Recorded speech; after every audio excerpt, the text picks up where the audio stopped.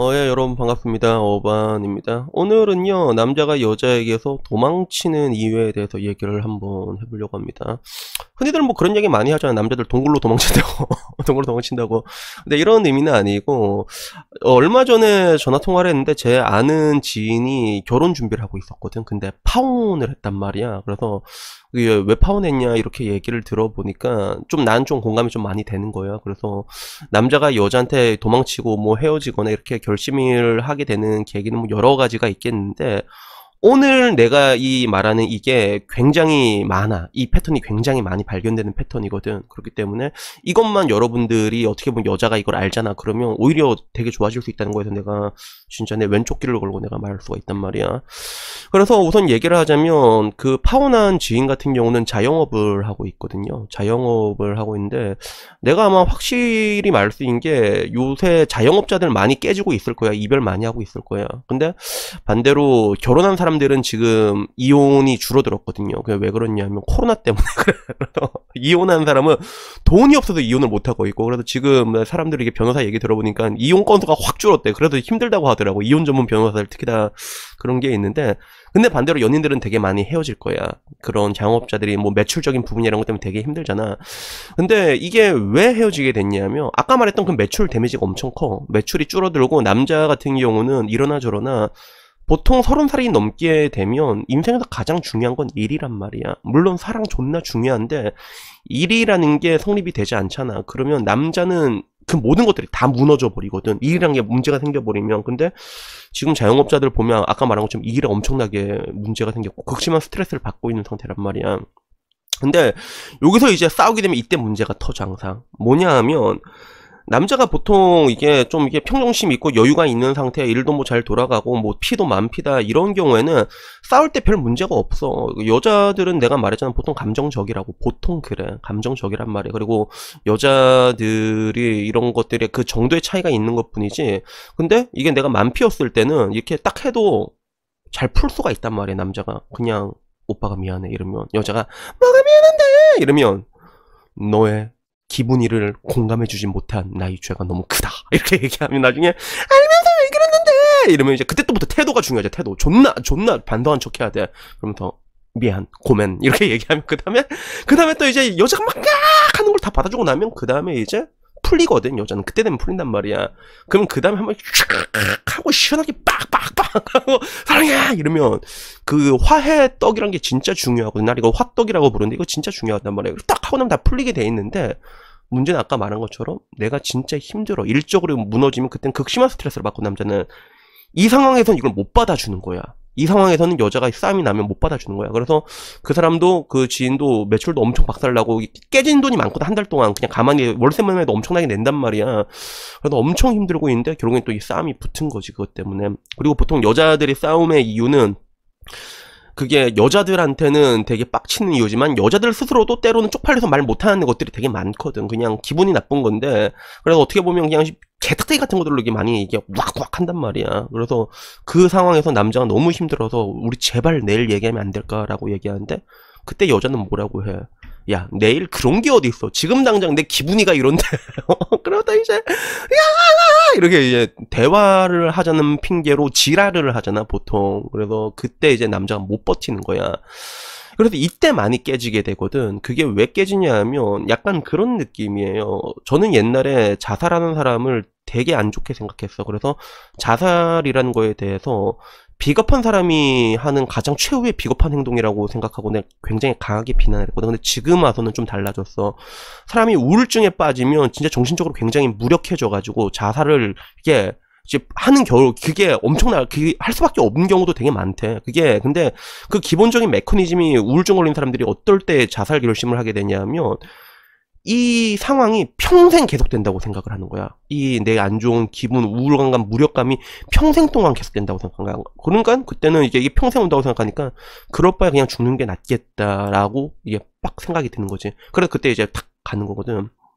근데 남자들도 마찬가지지만 이때 안 좋을 때 그러면 결국에는 여자는 보통 자기 기분이 가장 우선시란 말이야. 근데 이 상황에서 보게 되면 내가 정말로 힘든데도 때로는 이제 그 힘든 것들에서 언지를 어느 정도 줬음에도 불구하고 자기 기분이 항상 우선시가 돼가지고 이제 막 이렇게 얘기를 하게 되면 그때 어떤 생각이 드냐면 아, 앞으로도 이게 평생 반복되겠구나.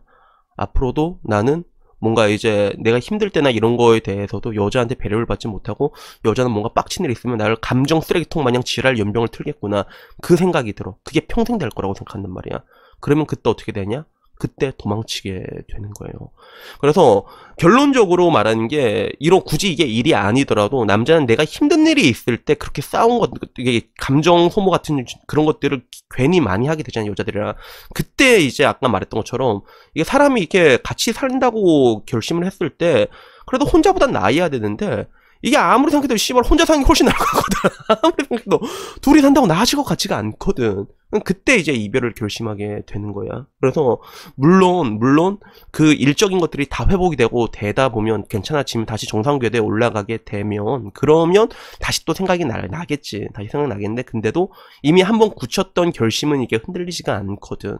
또 냉정하게 생각해보면 그런 일이 또 있으면 또 그런 일이 또 반복이 되겠구나. 보통 이제 패턴이 계속 반복이 되니까 그리고 보통 싸우는 패턴은 항상 똑같이 반복이 되잖아.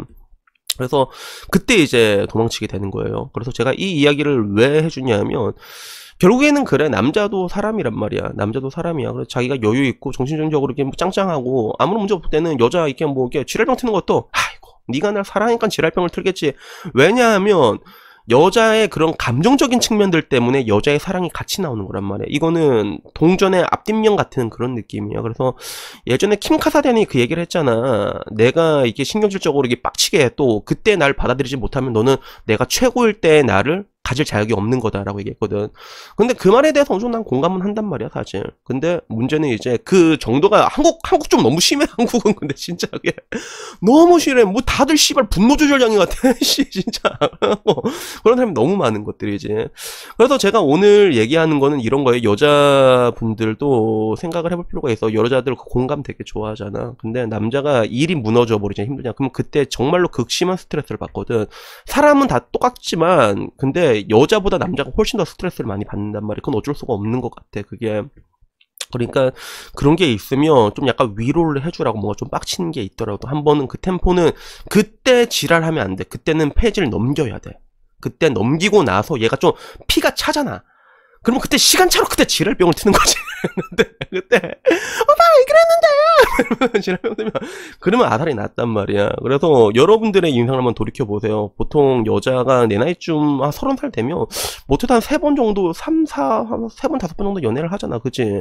정말로 긴 롱텀으로 연애를 이렇게 하기 전에는 보통 한 3명 5명은 만나거든. 그게 만나게 되는데 그 연애를 돌이켜볼 때 여러분들이 항상 이게 뭔가 감정적으로 싸운 기억이 있다라는 생각이 들잖아. 그러면 그거는 여러분이 아까 내가 말했던 그 감정선을 가지고 있는 거란 말이야. 보통 차분한 여자하고는 잘 안 싸워, 남자가. 실제로 싸울 일이 잘 없거든, 그게. 그렇다면 그런 게 분명히 있단 말이야. 물론 여자가 차분해도 남자가 병신 같은 놈 만나면 어쩔 수가 없지만 근데 뭐 어떡할까, 병신 같은 놈 만나가도 뭐 끼리끼리 만난다고 하네. 씨. 그래가지고 오늘은 그냥 그런 얘기를 좀 하고 싶었어요. 제가 일전에도 얘기했잖아. 그 좋은 여자는 없다라고 생각하라고. 분명히 있지만 보통 여자는 남자들이 싫어하는 것들 다 조금씩 가지고 있단 말이야. 감정적인 것도 그 정도의 차이가 심한 것 뿐이고, 그리고 호강받고 싶어해. 특히 한국 여자라면 그 정도의 차이가 있는 것 뿐이란 말이야. 그러니까 그런 거 없는 사람 찾을 생각하지 말라고. 여러분들이 뭔가 이제 능력이나 이런 거 좀 갈고 닦고 맞춰줄 생각을 하라고. 이러나 저러나 그게 돼야지만 여러분들이, 내가 항상 사랑하는 걸 강조하잖아. 그때 그런 사랑이라는 것들에 대해서 쟁취할 수 있는 훨씬 쉬워지는 것들이 분명히 있거든. 근데 이건 여자도 마찬가지야. 여자도 여러분들 안에 그 이글이글 타오르는 그 분노 조절 장애 있잖아.